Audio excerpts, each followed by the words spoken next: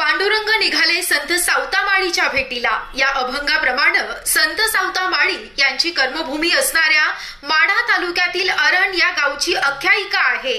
कामातच देव मानणाऱ्या कांदा मुळा भाजी अवघी विठाई माझी अशी ओळख असणाऱ्या संत सावतामाळी यांच्या भेटीसाठी रविवारी कानड्या विठुरायाच्या पालखीचं अरणकडे प्रस्थान झालं।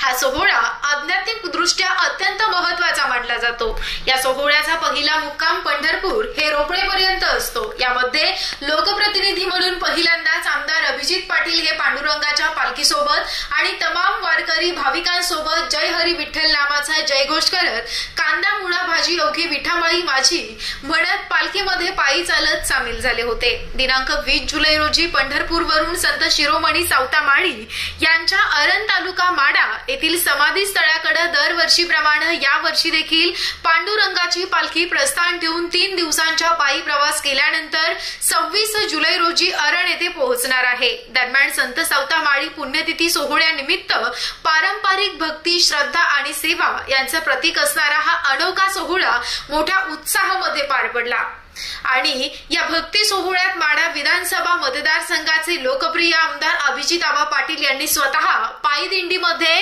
रोपडे येथे पहिला मुक्काम असून आमदार पाटील यांनी पालखीचं स्वागत करत पायी चालत आले। या प्रसंगी बोलताना आमदार अभिजित आबा पाटील यांनी सांगितलं की संत सावतामाळी यांच्या जीवन मूल्यांचा वारसा आम्हा सर्वांच्या प्रेरणेसाठी आहे। लोकप्रतिनिधी म्हणून श्री पांडुरंग पालखीत उपस्थित राहणार असल्याचं सांगितलं। अरण या संतभूमीत पांडुरंगाची पालखी येते ही आपल्या माढा तालुक्यासाठी गौरवाची गोष्ट आहे। पालखी सोहळ्याच्या माध्यमातून ग्रामीण भागात भक्तीचा सांस्कृतिक वारसा रुंदीगत होत आहे।